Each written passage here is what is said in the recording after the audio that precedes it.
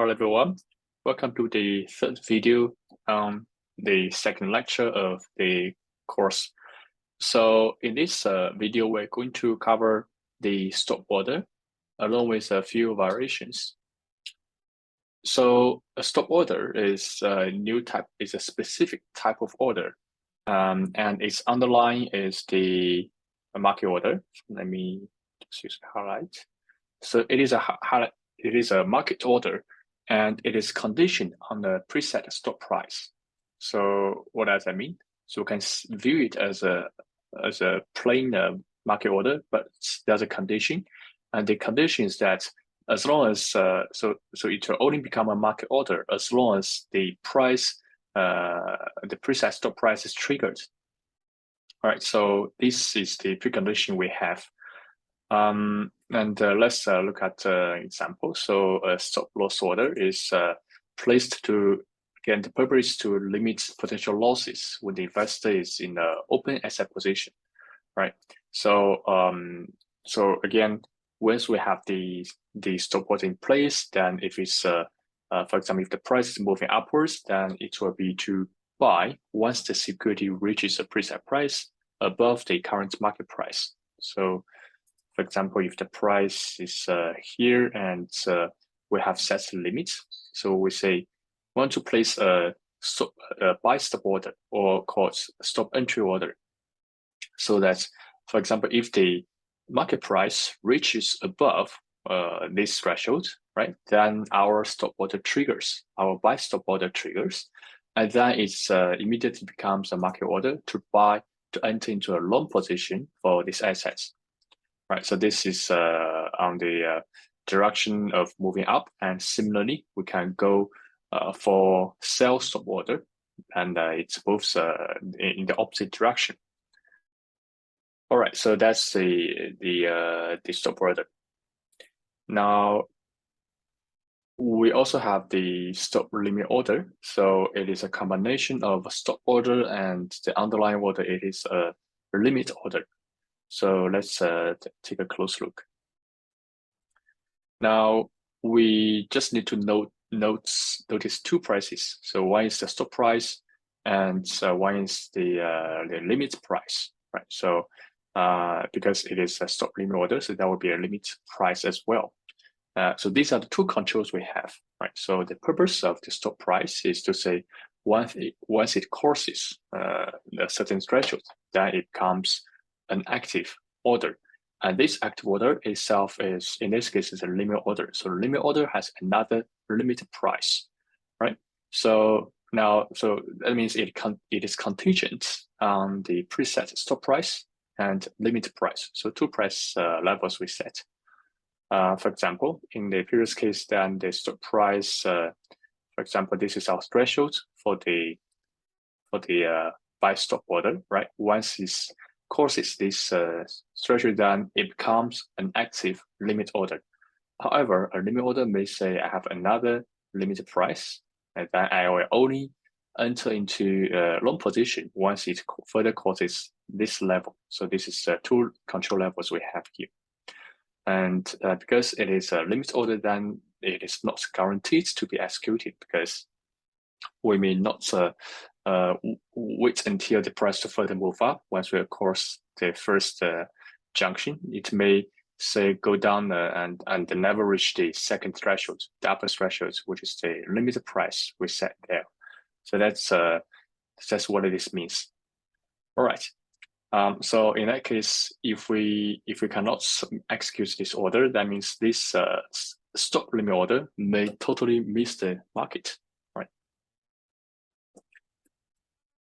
All right, so there are some other special type of orders. So one is the pegging, right? Pegging means that now instead of fixating the thresholds, we would like to be dynamic, right? Move the threshold itself.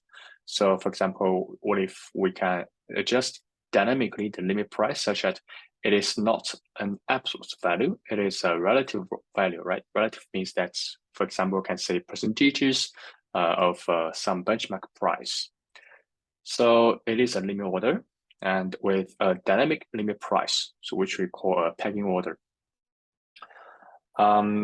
And we know that there will be some changes as market moves, right? So the best bid, best ask will change.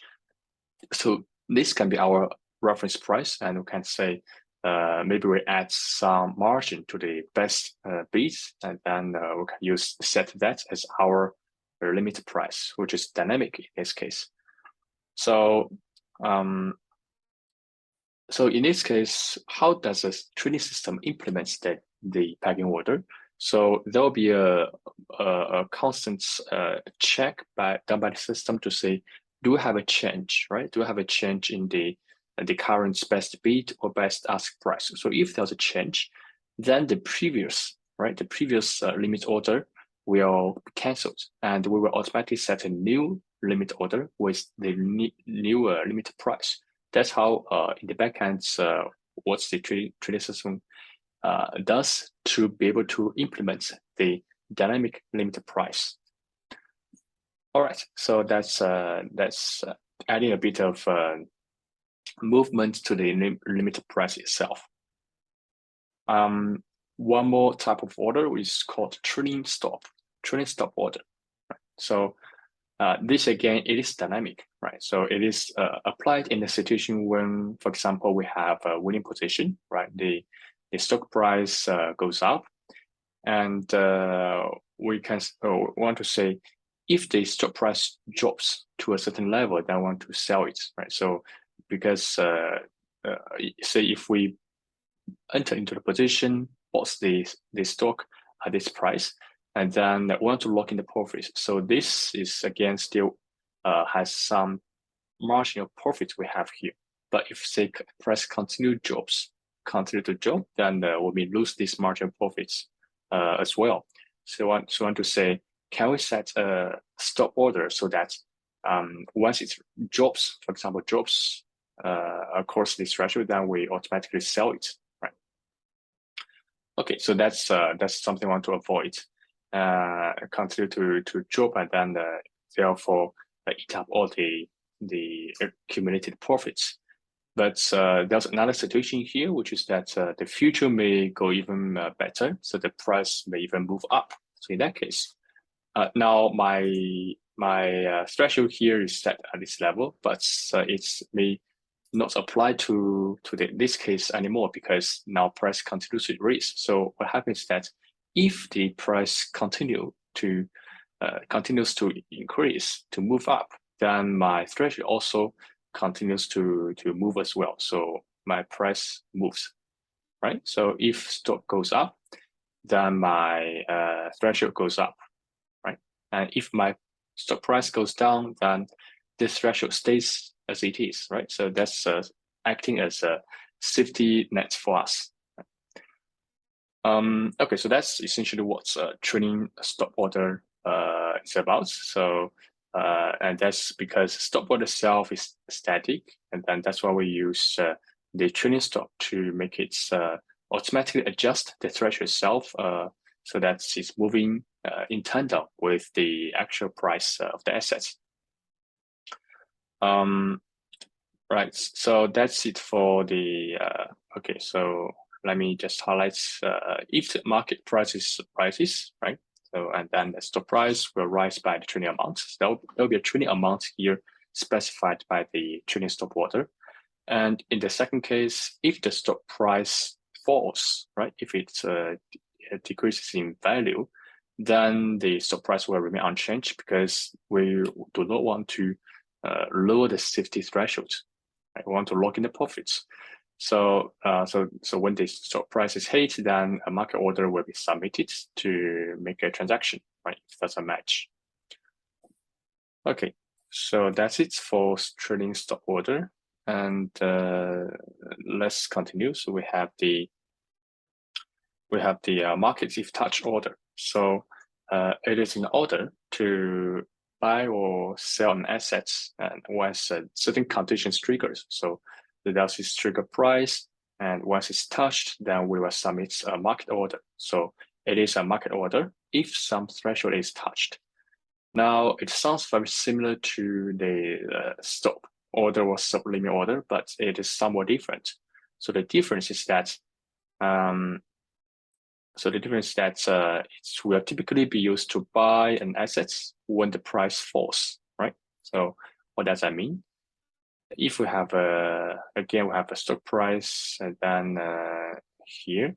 So if we are at this point, right, and our buy stop order may say if it crosses this threshold, then we buy. But the market if touch order or MIT order says that if the price drops to this threshold, then it is time for me to enter into the long position and buy it. So that is in contrast to the stop order and limit order. So if the price drops, then we buy. If the price raises, then we sell. All right. So that's again, it's a type of order we can use in the market. So let's continue. There's one more type of order which is called the limits and cancellation. Or okay, so first type is fill or kill order, right? So fill means that either the order is completely filled, right? Completely fulfilled. So the fill part, right? Or not at all. So the kill part. So 1 or 0, right? Or nothing. So basically combines all or none this type of specification, indicating that it must be fulfilled entirely, and otherwise it will be cancelled. So the opposite option would be fill and kill, right? So we can fill part of the order, which could be very large, but also kill the rest if there's no available stocks to trade in the market.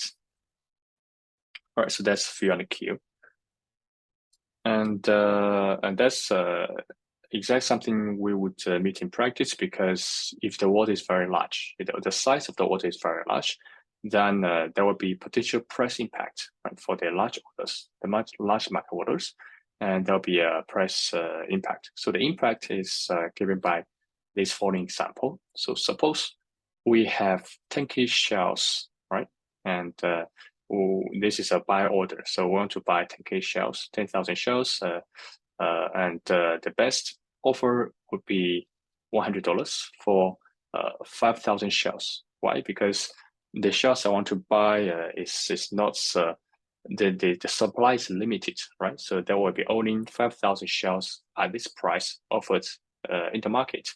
So I can, of course, buy the 5,000 shares. So that's means I cover half of the order size, right?